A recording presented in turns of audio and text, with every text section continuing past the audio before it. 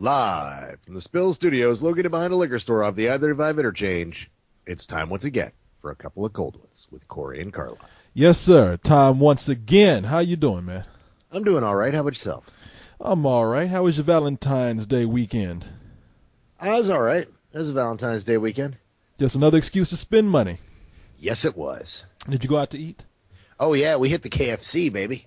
Oh, man, got that grilled chicken. Now, that's fancy. You know, you put some candlelight to that shit, it's romantic as hell. Yeah. In fact, what we did is we stepped it up a notch. We didn't just go to the KFC. We went to the KFC / Long John Silver's. Oh, man, now that is... Joint one where she got the choice of chicken or fish. I was about to say, now that is, yeah. that's love. When you give your girl the choice in shitty fast food, then you are a true romantic. Actually, you know what? I ain't gonna lie, man. I don't eat it as much these days, but I used to eat the hell out of KFC and Long John Silver's. When I had my two favorite fried foods in one place, I thought that was like heaven on earth. That is kind of the Bachelor, the center of the Bachelor universe right there. It is. It is. I don't eat as much fried food today. I haven't stepped in. Actually, don't let me lie. I went to Long John Silver's about 2 weeks ago, but they have salmon. You know, they don't just serve fried stuff anymore. I mean, you know, the fast food places are trying to become healthy, so I was able to buy some salmon and some rice. Oh, not this one. Well, that one you went to, they just like, nah, fried, everything. Yeah. I ordered the they only have like 2-piece meals, so you've got to upsize it and upsize it for an extra piece. It's like, here's a piece, and it says a piece and an extra side for $1.99. I said, you know what? I'll take the piece and the extra side, and for the extra side, you'll have the fries. Excuse me? Oh yeah, you only get the fries with that.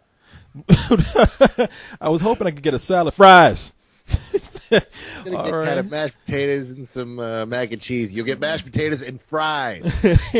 Okay, and I guess I'll have a large Coke. Would you like that crispy, extra crispy? A fucking Coke? Yes, crispy, extra crispy. We fry that shit too. Man, damn, you're killing me, man. I can't tell you how much I drive. I start fiending when I drive by KFC because I want fried chicken so much from KFC, but I don't eat it, man. I stay away from this shit. So I'm a good guy these days. But yeah, so did you do it Saturday night? Did you take it to the KFC on Saturday night or on Sunday? Oh, it's tonight, baby. Tell me at least you brought a rose before you walked in and all that grease, that greasy crispiness. Nope. No.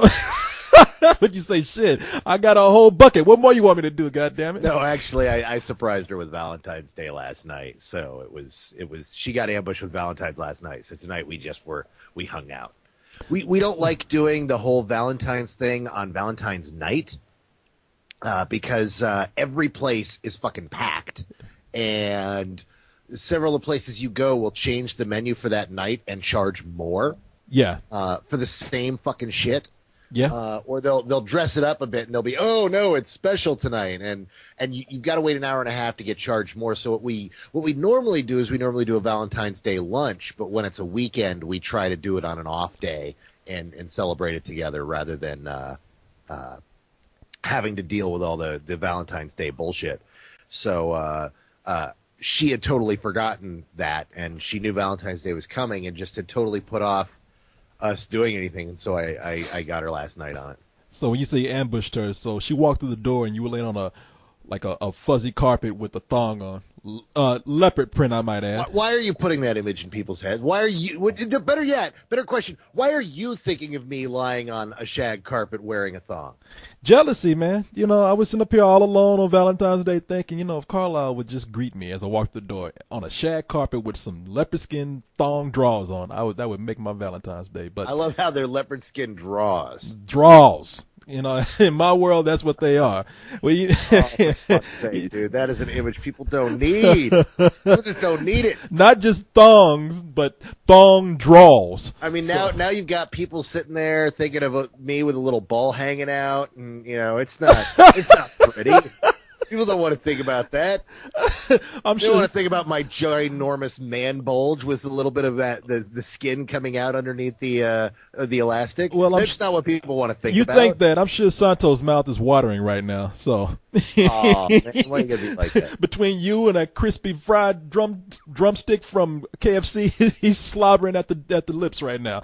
But anyway, man, well, I'm glad your Valentine's Day went well, and I'm Did glad yours go well? Yeah, man, mine went well. I went to eat at a steakhouse.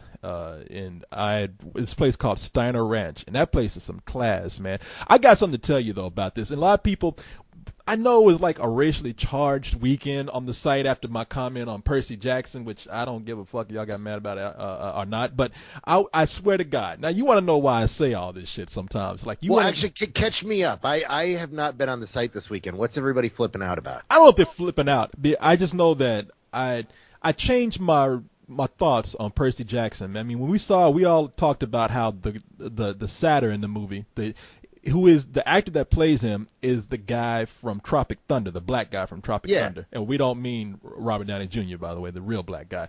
And so when I woke up, I thought Wait, about Robert Downey Jr. is not a real black guy. He's an imaginary black guy. You know what? I really can't confirm that. I've lost track ever since that movie. I don't know if he's really white or if he's really black anymore. I think he's such a great actor that was the first time he really let it all hang out and just let himself be a black man. That's the first time he just like revealed to the world, I really am a black man. But here's what we'll do. We'll do it in an ironic way so people think I'm still white.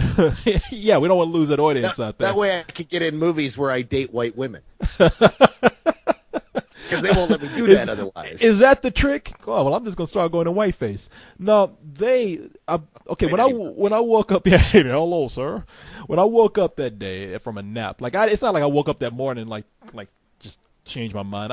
I was editing the review that day, and then I laid down to take a nap because I was just tired. I laid down for about 30 minutes, and I got up, and I thought, man, that character, it really just bothered me. I didn't rail against the movie. I wasn't upset. So I put just a little preface at the beginning of the review saying, okay, I know I said that I give it this rating. I know we normally don't do this. We change our ratings, but that character just really bothered me. And based on that alone, I'm probably going to lower my review a little bit. But take what you will out of the review. Don't let me ruin the review for you because it's pretty funny.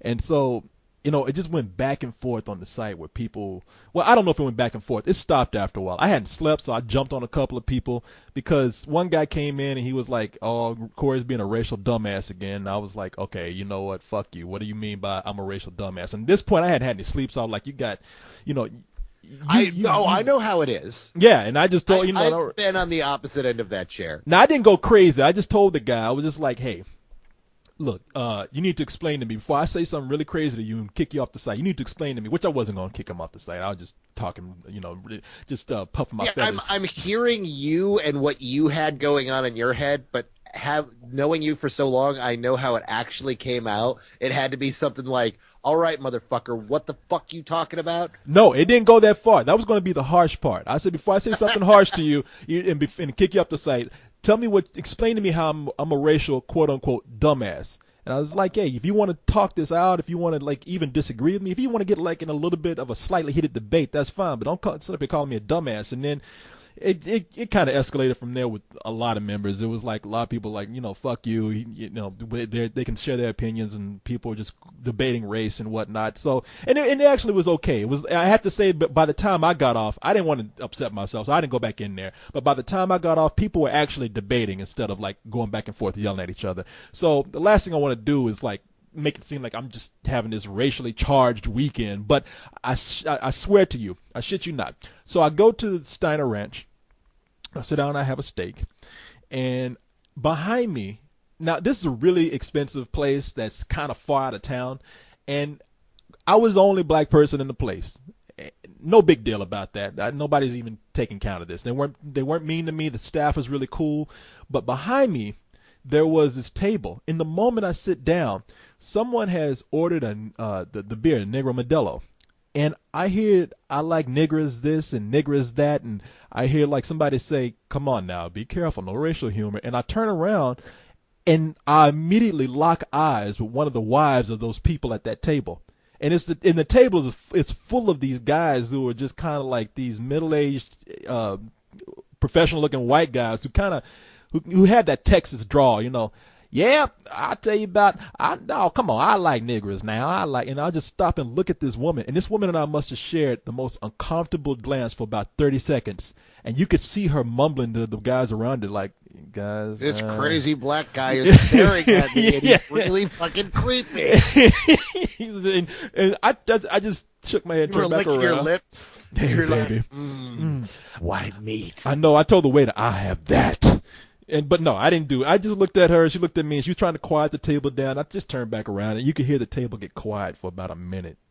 And I just kind of shook my head and laughed it off. And I was just like, wow. You know, and I didn't even get that mad because I was like, hey, look, I know how people talk when there's not people around.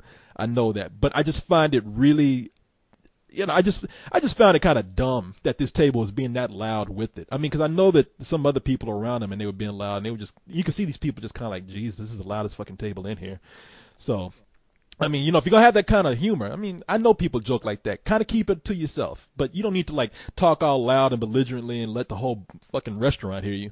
So, that was like, that was from Corey. He has first-hand experience. Yeah, believe you me. So that was my experience at the steakhouse. So just one of the many reasons why I constantly talk about race people, because I experience this shit in ways that you don't even know half the time. I don't even bring up half this shit. He heard Negro Modelo and he lost. I know. I thought I heard Negro. That's why he talks about this. I'll have a Negro Modelo. Nigga, what? What you say? Huh? Go with just flip the table over. No, can I have a Negro Modelo, please? Negro, please. Excuse me. Yeah, I'd knock out the waiter and bring it over there in my safe.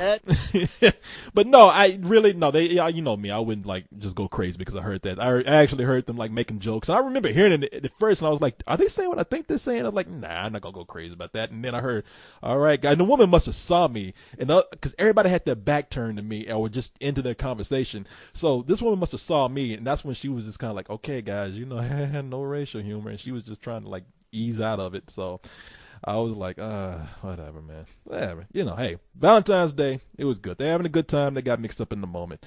I was in a loving mood. No problem with me and them or anybody else. A self-loving mood. Yes, and that too by the end of the night. So, anyway, man, you want to get into the top 5? The top 5, brought to you by Spill. All right. A lot of people are probably not going to like the results of the top 5 this weekend, but it is what it is. Starting with number 5. The number 5 movie of the week. Dear John, that movie from the writer of The Notebook, Nicholas Sparks. The movie had just a slamming opening weekend. Like I told you, the teenage girls and women just flocked to see this film, making it the movie that knocked out Avatar. Now, that's not because Avatar was knocked out by that great of a movie. It was just time for Avatar to be knocked out. Could have been anything. But nevertheless, the movie has grossed $53.2 million right now, brought in $15.3 million this weekend. The movie cost $25 million to make, so in 2 weeks it has done very well with its profit. Yep, it sure has. So let's go to number 4. The number 4 movie of the week.